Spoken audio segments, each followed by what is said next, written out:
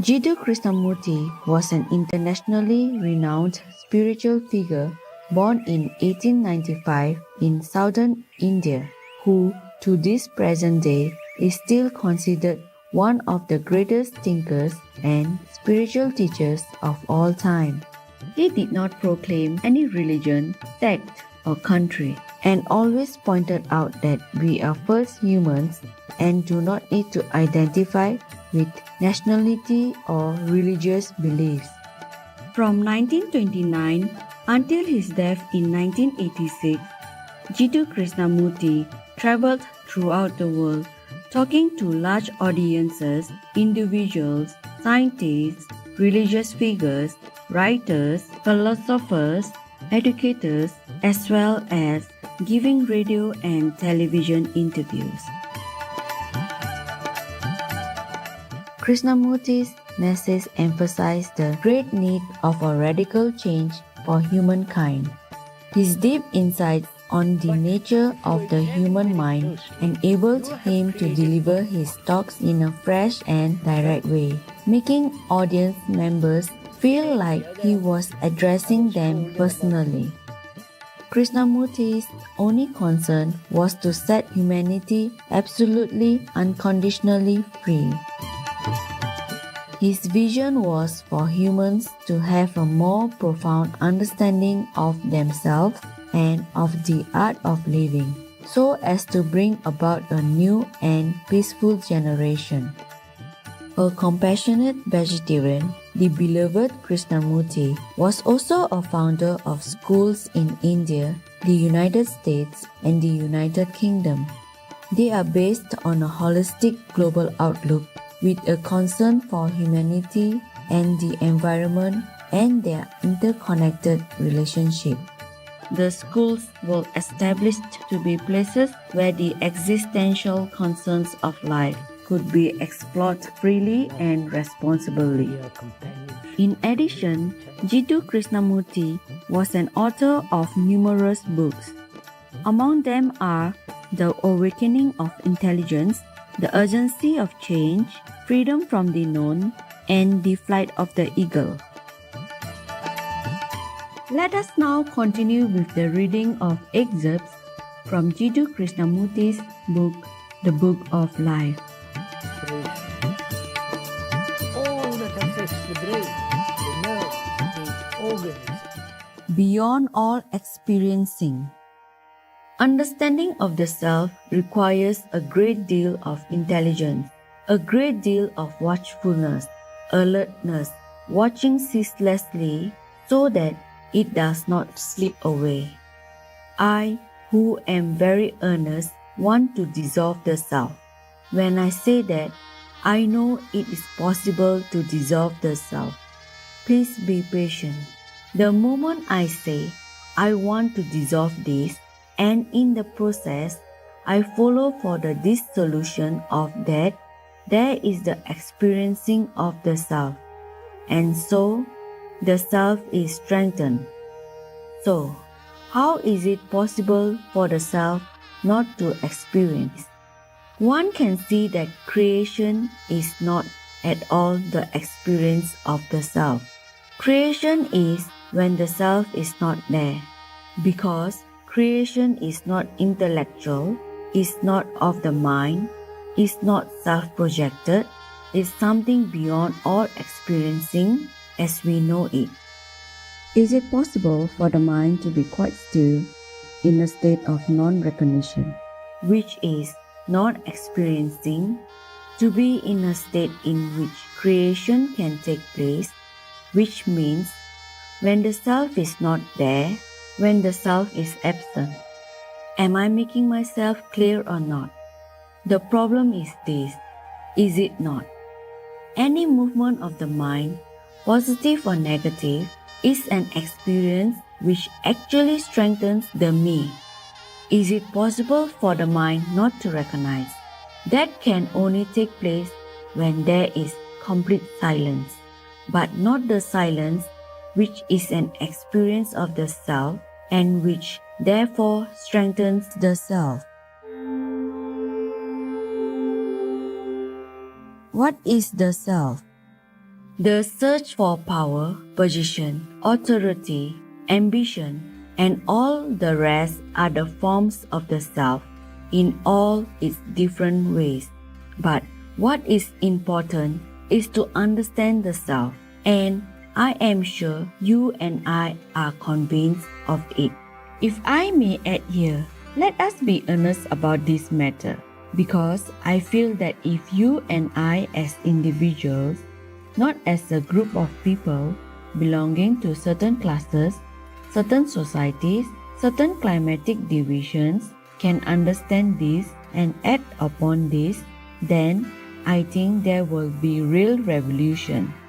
The moment it becomes universal and better organized, the self takes shelter in that. Whereas, if you and I as individuals can love, can carry this out actually in everyday life, then the revelation that is so essential will come into being.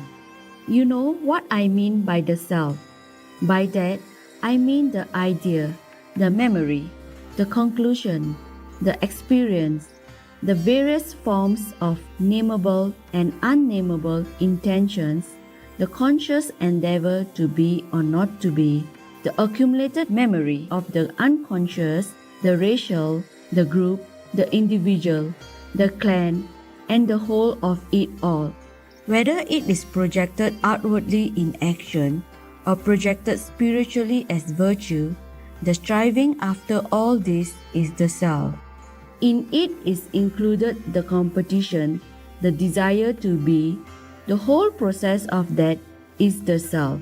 And we know actually when we are faced with it that it is an evil thing.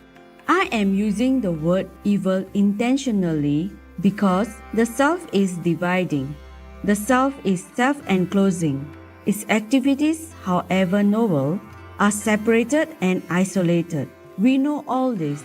We also know that extraordinary are the moments when the self is not there, in which there is no sense of endeavor, of effort, and which happens when there is love.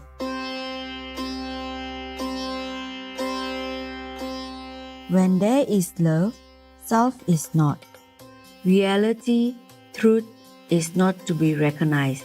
For truth to come, belief, knowledge, experiencing virtue, pursuit of virtue, which is different from being virtuous, all this must go. The virtuous person who is conscious of pursuing virtue can never find reality. He may be a very decent person. That is entirely different from the man of truth. From the man who understands to the man of truth, truth has come into being.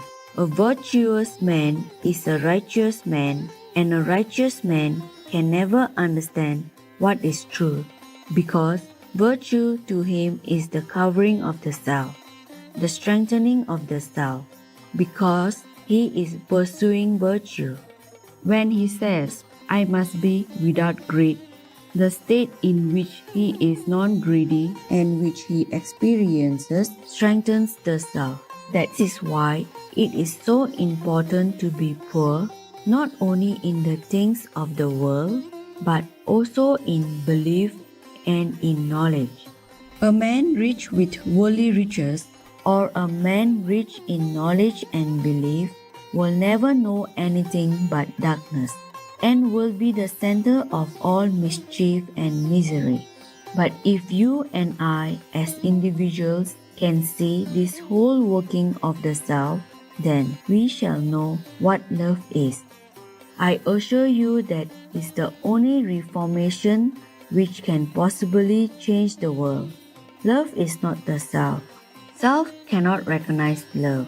You say, I love, but then in the very saying of it, in the very experiencing of it, love is not. But when you know love, self is not. When there is love, self is not. Understanding what is. Surely a man who is understanding life does not want beliefs. A man who loves has no beliefs, he loves. It is the man who is consumed by the intellect who has beliefs, because intellect is always seeking security, protection, it is always avoiding danger, and therefore it builds ideas, beliefs, ideals behind which it can take shelter. What would happen if you dealt with violence directly now? You would be a danger to society, and because the mind foresees the danger, it says, I will achieve the ideal of non-violence 10 years later, which is such a fictitious, false process. To understand what is more important than to create and follow ideals, because ideals are false, and what is the real. To understand what is requires an enormous capacity, a swift and unprejudiced mind. It is because we don't want to face and understand what is that we invent the many ways of escape and give them lovely names as the ideal, the belief, God. Surely, it is only when I see the false as the false that my mind is capable of perceiving what is true. A mind that is confused in the false can never find the truth. Therefore, I must understand what is false in my relationships, in my ideas, in the things about me, because to perceive the truth requires the understanding of the false. Without removing the causes of ignorance, there cannot be enlightenment. And to seek enlightenment when the mind is unenlightened is utterly empty, meaningless. Therefore, I must begin to see the false in my relationships with ideas, with people, with things. When the mind sees that which is false, then that which is true comes into being, and then there is ecstasy, there is happiness. For more information on Jiddu Krishnamurti and his teachings, please visit jkrishnamurti.org and kfoundation.org. Noble viewers, we hope you have enjoyed today's program on Words of Wisdom.